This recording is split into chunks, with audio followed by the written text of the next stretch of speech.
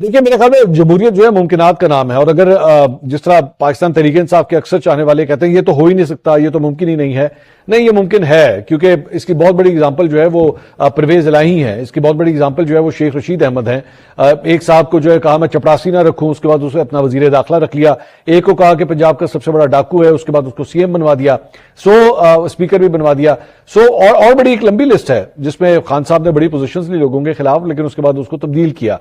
हाँ, ये मानना पड़ेगा कि बहुत ही कड़वा घूंट होगा, लेकिन जाहिर बात है अगर हालात को देखा जाए, पाकिस्तान तहरीक इंसाफ जितनी मुश्किल में फंसी हुई है, तो जाहिर बात है ये मुमकिनात में शामिल है।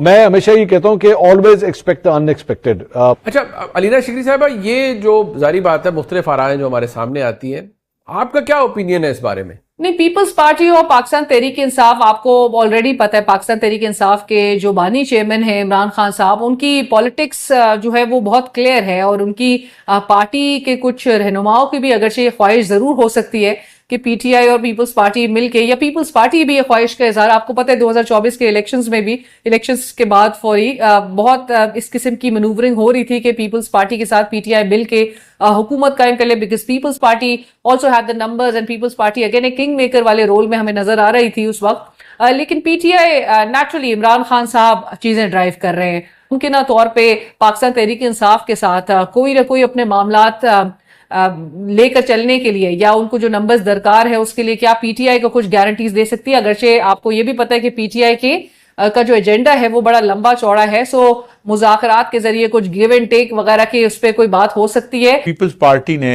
मुस्लिम लीग नून से हाथ मिलाया, इट विल बी किस ऑफ डेथ फॉर पीपीपी, क्योंकि मुस्लिम लीग नून का जन्म रियासती इदारों ने किया था इन रिएक्शन टू या काउंटर करने के लिए पीपीपी को।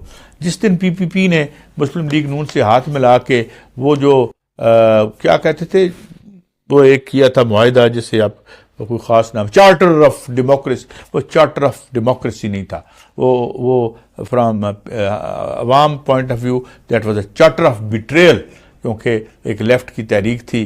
गवर्नमेंट पावरफुल है, बहुत ज्यादा पहले से पावरफुल। क्या गवर्नमेंट पॉपुलर है? बिल्कुल नहीं।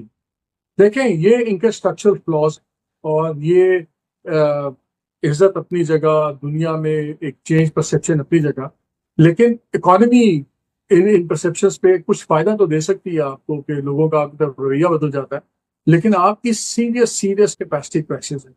अब देख लें IMF के अंदर डील्स देख लें, जो ये डील्स कर रहे हैं, दे आर एब्सर्ड डील्स ये कर रहे हैं। अभी हम सुन रहे हैं कि एक्सपोर्ट प्रोसेसिंग जोन्स अब नहीं बनेंगे जी, बैन कर देंगे, पुरानियों को भी खत्म कर देंगे। ये एक it's a stupid thing to do. दुनिया में बने IMF के प्रोग्राम, अगर नहीं डॉलर कमाने हैं, लेकिन एक्सपोर्ट प्रोसेसिंग जोन नहीं होगी।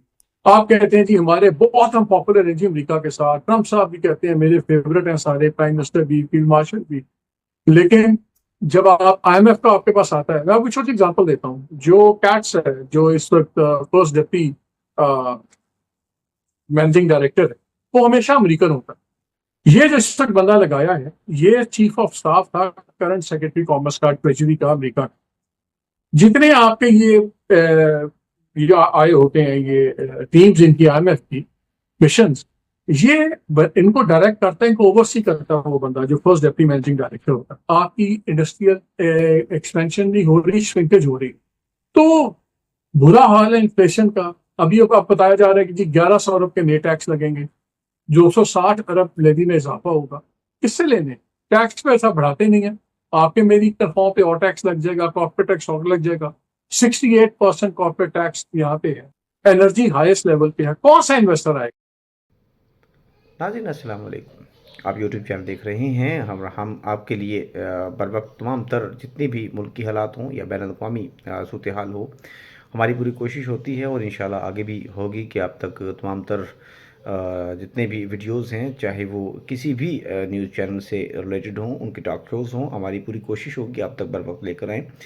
और आप अपनी राय का इजहार लाजमी कीजिएगा कि आपको किस ہمارے جرنلسٹ ہیں آپ کے فیوریٹ کون ہیں اور کون سا پروگرام آپ دیکھنا چاہتے ہیں، اپنے کمنٹس میں لازمی ہمیں اطلاع کیا کیجیے. جیسے کہ ڈاکٹر شاہد نصور صاحب کے حوالے سے آج کل کمنٹس میں یہ چیزیں سامنے آ رہی ہیں کہ ان کا تمام تر جتنے بھی ان کے پروگرامز ہوتے ہیں وہ مکمل آپ تک پہنچائے جائیں. ہماری پوری کوشش ہے انشاءاللہ تعالی آپ تک پر وقت پہنچائیں گے.